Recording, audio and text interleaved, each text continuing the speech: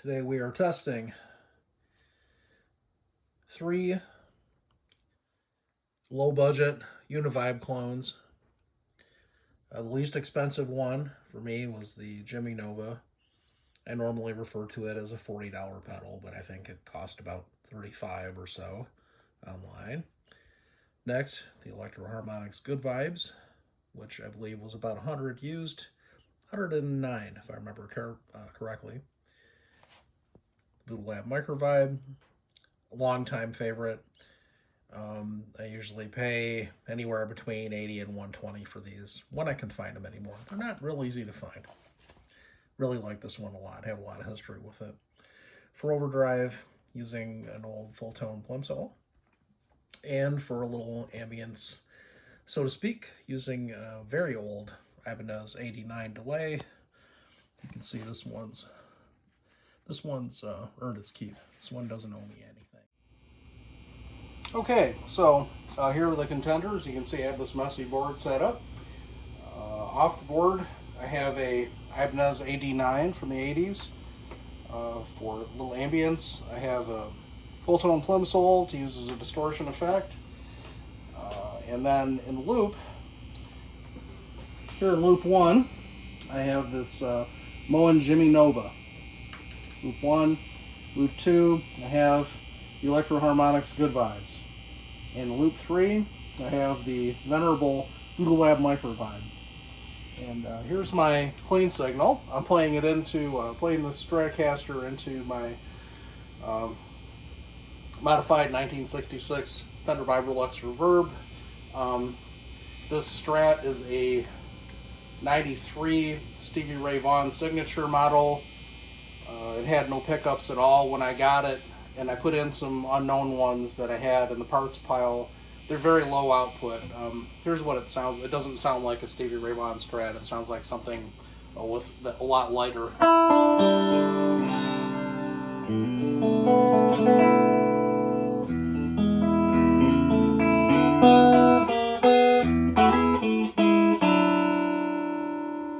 Neck pickup.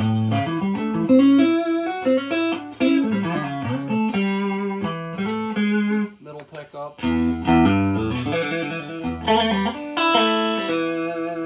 Bridge pickup. I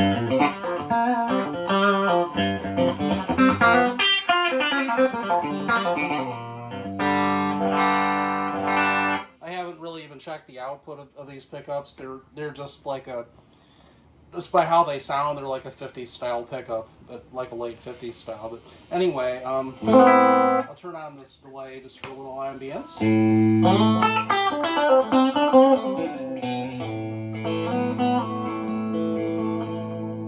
And here's the perennial favorite, the Voodoo Lab Microvibe.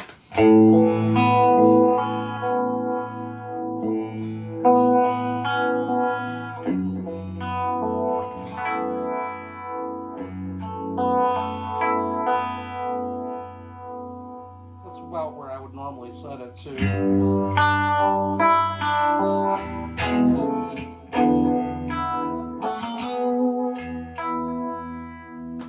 And here's the Good Vibes.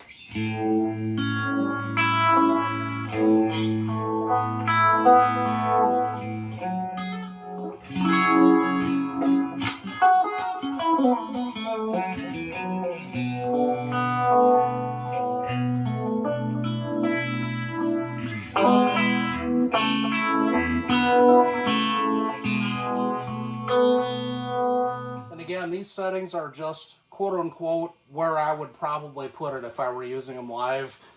Obviously, there's even in 2 knobs, there are a million combinations in there. There's really, the possibilities are endless. But I just set these about where I think I would want them.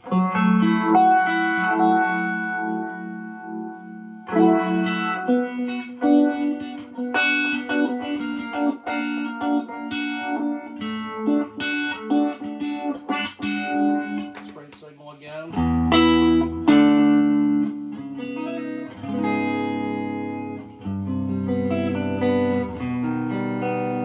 Jimi Nova.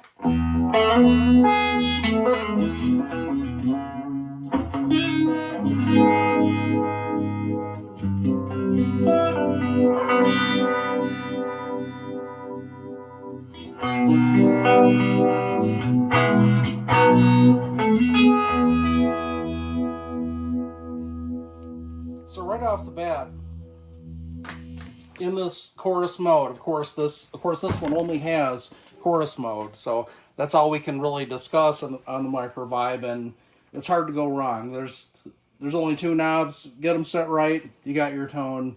We're off to the races.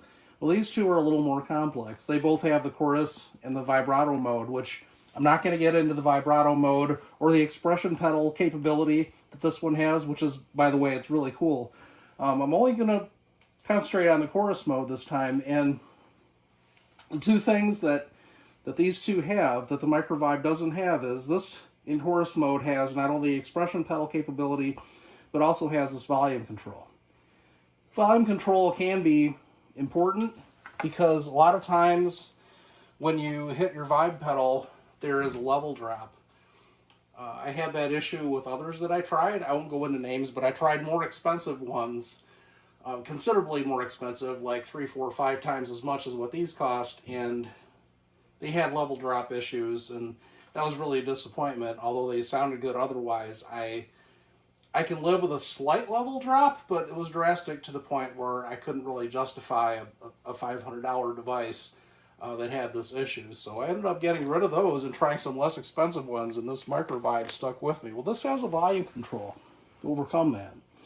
So that's kind of interesting. Now this one, I know it's hard to read the call-outs on the controls, but here's a switch that switches from chorus to vibe. We're just going to leave it on chorus mode. This one's labeled incorrectly. I've got it set to vibe, but it's actually in chorus mode. So that's error number 1. The other thing is, too, you've got your usual depth here, speed here, okay, but you also have something called hue. And hue is important, not hue a person, but H-U-E, not H-U-G-H. Hue like coloration. And that's an important detail because the coloration, or the lack thereof, or maybe additional coloration in the right direction or the wrong direction, may be a reason why you would choose one pedal over another. And I have my opinions on that. I'll give you my opinions, but I'd like you to listen and see what you think.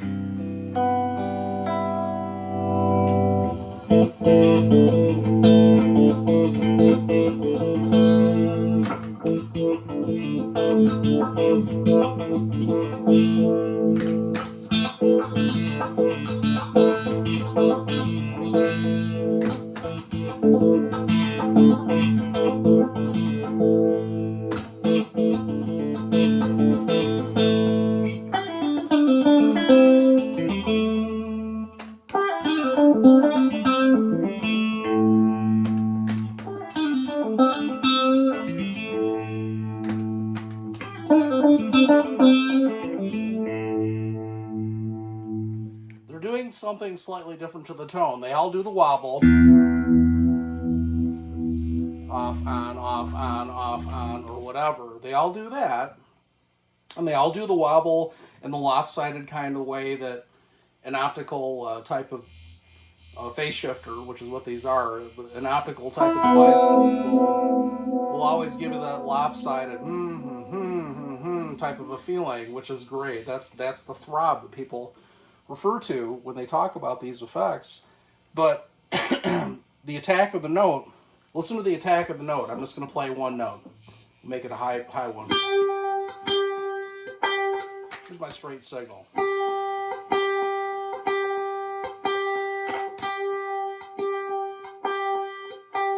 Notice how that's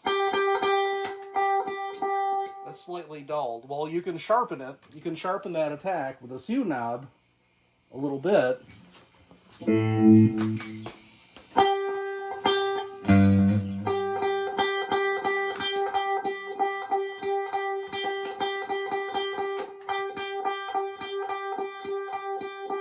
Right there is close to where it was, but notice that when the filter goes all the way in a certain direction,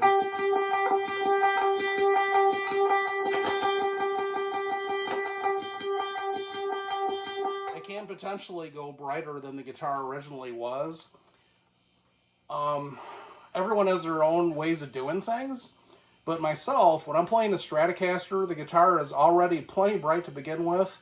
I usually don't need the pedals to add highs, 1K and above highs. I need the pedals to add mids and low end. You want to add what the rig and what the guitar naturally lacks, rather than what it already has in abundance in a lot of cases. You can change that. You can put pickups in with different resonant peaks and stuff like that, and you can get around it. And if you do that, you'll end up preferring different kind of effects than if you use low output pickups. But what I tend to like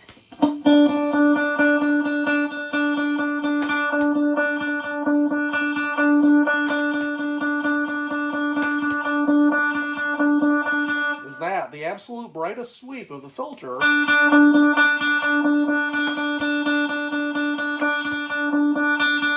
is about the same as how the guitar already was, or maybe just a touch darker. And that's how I tried to set this Moen Jimi Nova. Right now it's a little bit brighter. We'll go as far to the bright side as we can just to illustrate this.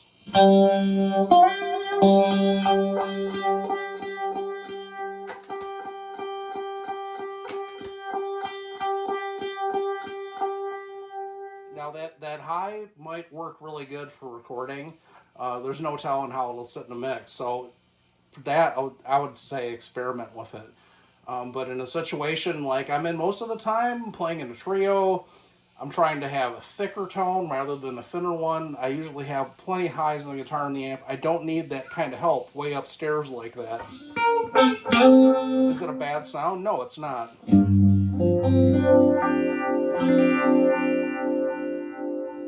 So on the topic of having this control, this hue control turned all the way up on the Jimi Nova, the Electro Harmonics acts like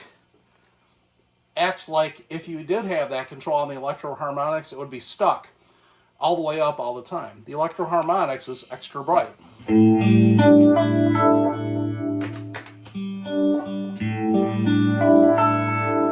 It's even brighter than the Jimi Nova with the hue control turned up.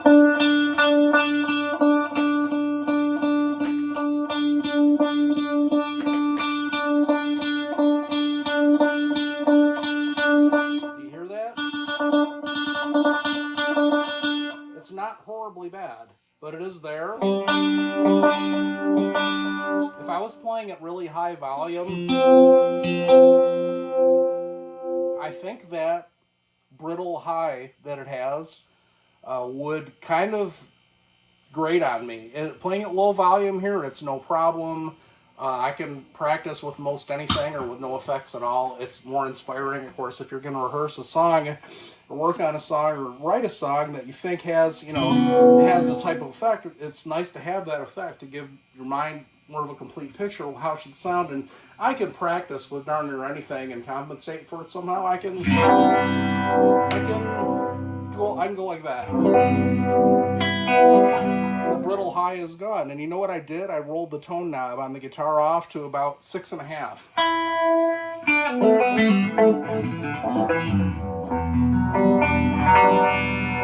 And that's perfectly fine for most purposes. But for live, if people are going to pay money to see me, I want to put a little more effort into the, how I imagine I want my sound to be.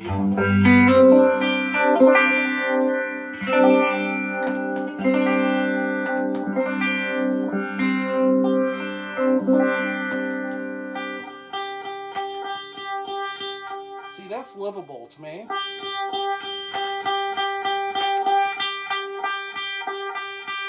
That's actually a bit piercing.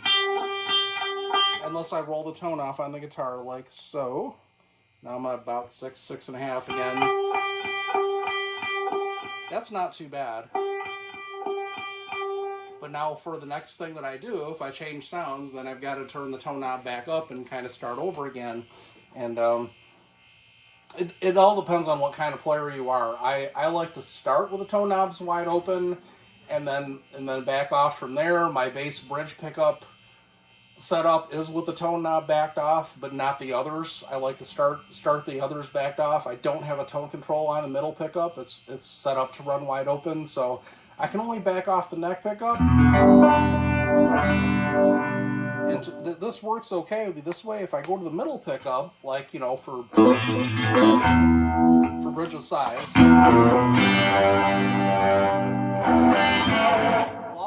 all those highs, that doesn't sound good to me. But on either of these, like this, with the hue backed off to where I had it before, it was somewhere around there, I think. Well, the other two,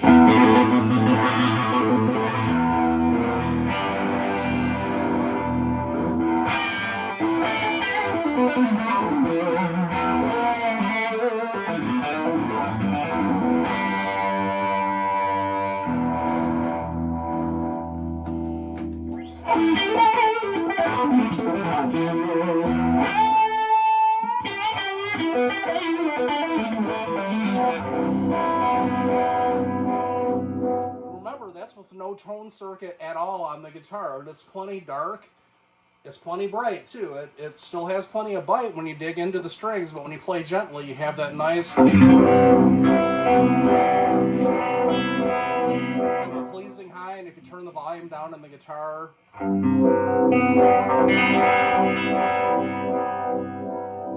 it just gets more kind of articulate sounding.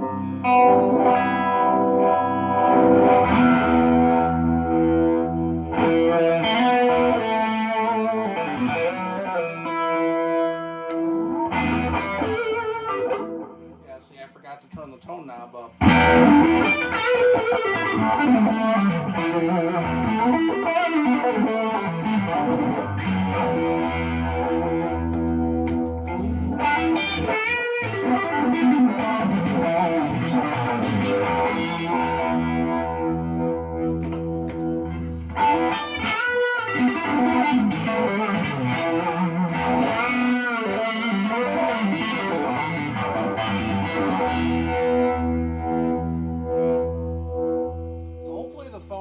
That up. I don't have a fancy microphone camera rig. One of these days I will.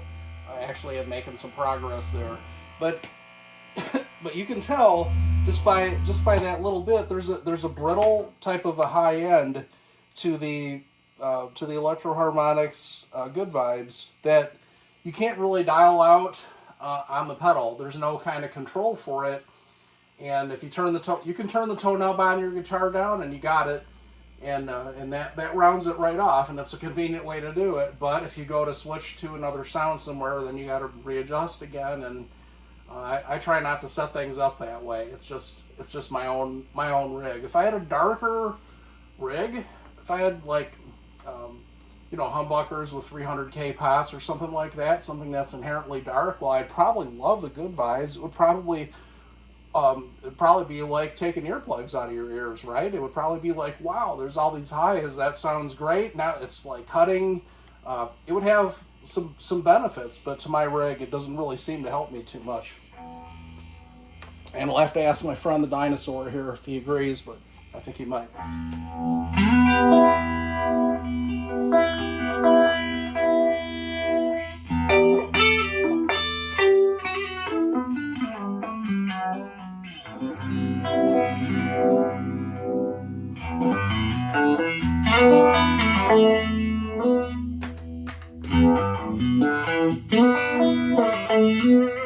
See, the attack is just a lot more attractive sounding on that.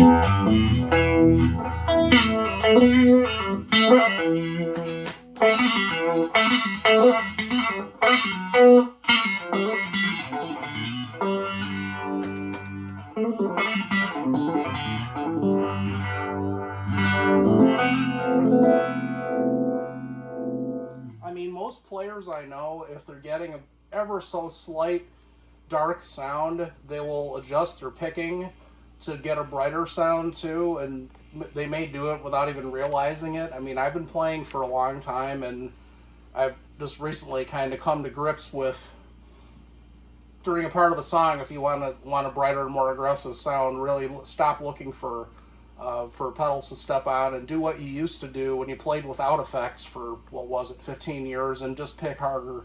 And I've been doing a lot of that lately, and I have to say it's really satisfying. But to have to make an adjustment when you turn the pedal on every time is kind of a pain in the butt. So those are my thoughts. I still love this one. Always, from the first time I played one, which I think the first one I ever played was my buddy Joe's down in his basement where he used to live. Doesn't live anymore.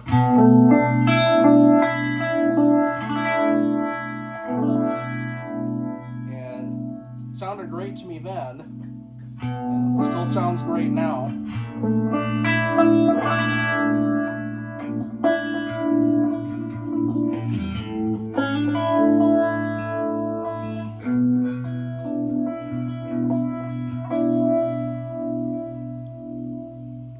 So with that, what else can I say? The form factor of the Microvibe is good. With the top mounted jacks, it's good for actual pedal board use, although right now it's a little bit clumsy because it's turned sideways, but that's just a cosmetic thing. You turn pedals any old way you want and not care when you're using a loop switcher. That's why I love these things, and one of the reasons why not only do I have one, but I have a spare. So that's one of the positives to it. The good vibes, like I say, it has capabilities we're not even scratching the surface of here. The expression pedal to and to select whether you would prefer the speed or intensity adjustable by the expression pedal is off the hook. I've got to play with that, even though this may not be my favorite sound. I could combine it with a little EQ in the same loop. I could cut some highs, and I could run the expression pedal. See, this is how you end up with 500 pedals. But that's how it goes. You run one to kind of crush the problems with another, and then you add on another one to control the one you got, and pretty soon you have three when you intended to have one, and this is the story of my life. But that capability is off the hook, and I've got to mess with that in the future. I do intend to. The vibrato mode we haven't even touched on. I did a little bit during an older review, but I don't really think it's fair to compare vibrato modes when this one doesn't have a vibrato mode. And have I cared over the last 15 years I've used it? Nope, not one bit. Wouldn't use the vibrato mode anyway, so I don't even care. As for this one, this is a budget. This is the least expensive of all three. And it has a capability that I haven't got into. I will for just a second here. This hue is, this hue is interesting because you can get a really old, kind of worn, high capacitance, like the sound of, I've got 50 foot of cable and I'm standing in front of 3 Marshall stacks, and we've got about 109 volts today, and everything's saggy and everything is kind of brown. You can get that by turning the hue way down, and that's kind of fun, and that's why I don't want to get rid of that one. It does something that the other ones can't do. Let's listen to that for a second. And I'll run this hue control with it clean, and then I'll turn the dirt on so you really get more of an idea of what happens. Right about there, it really darkens up a lot noticeably. And then all the way back,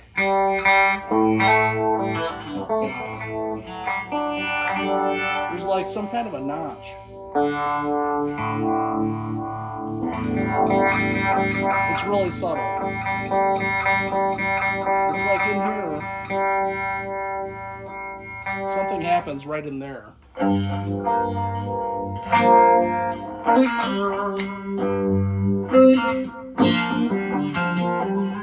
So we'll try that with the overdrive and see how the dark, well, here it is without.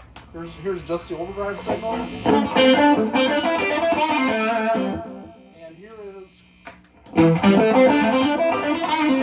you can immediately hear how that darkens up the tone and kind of it's not an unpleasing way. It's kind of cool.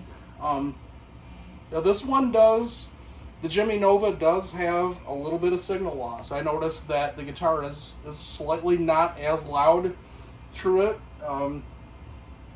Typically that's For me, anyway. For other people, their situation may be different. For me, typically I've got something else I can hit to boost the signal, so it's not really an issue if there's a small signal drop, no problem. It's the ones that drop a lot of signal that I have a problem with. And also, I mean, I don't mind this. This is a $40 pedal, I think. The ones I tried that dropped a lot of signal was almost $500, and to me that was unacceptable for what it cost.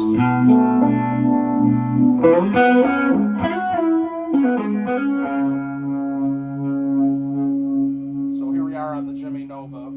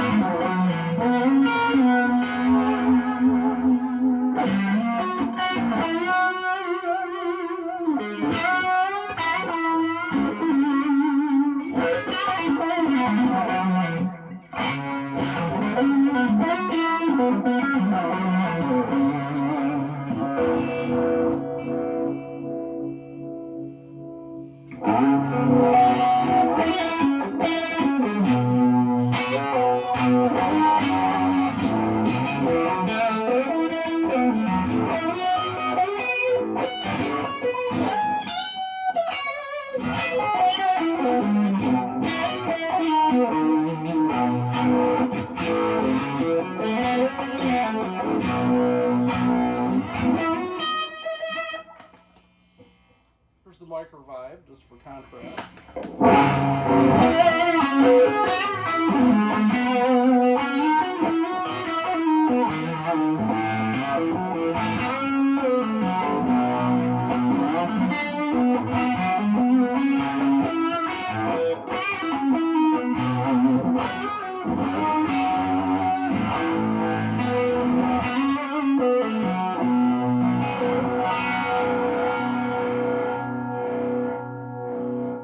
Good vibes.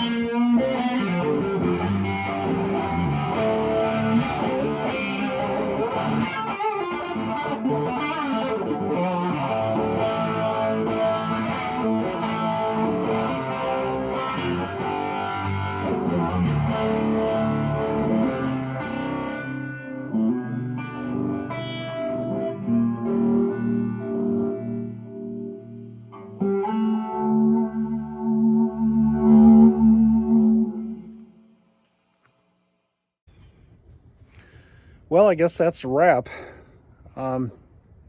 It's been an interesting test for sure.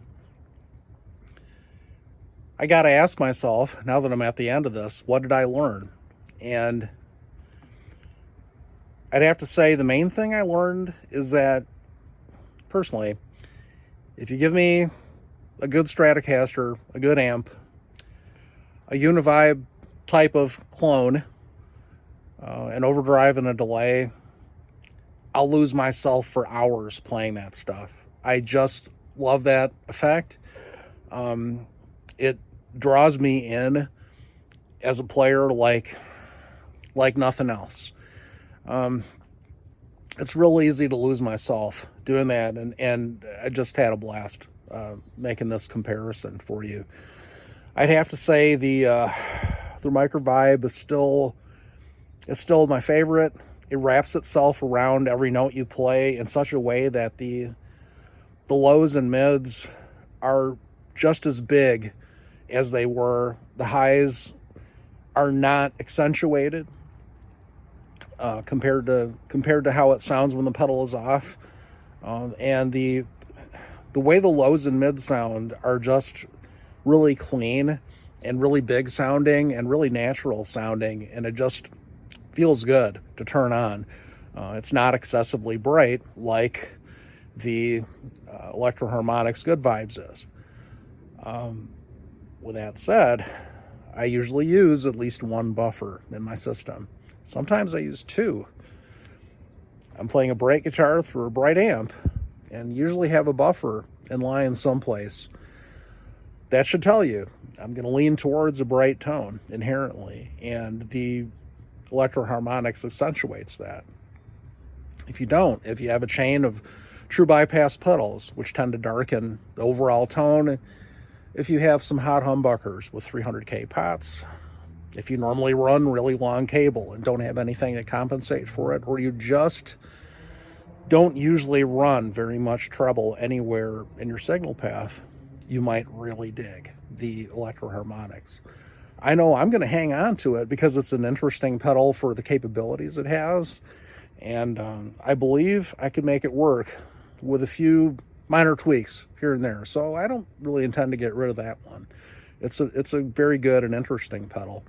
At the low end of the cost scale, I have the Moen Jimi Nova.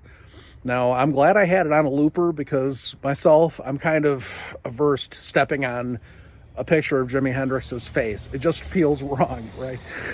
It just feels terrible to do that. So it's good. It's good to have it on a pedal and step on a loop switch instead.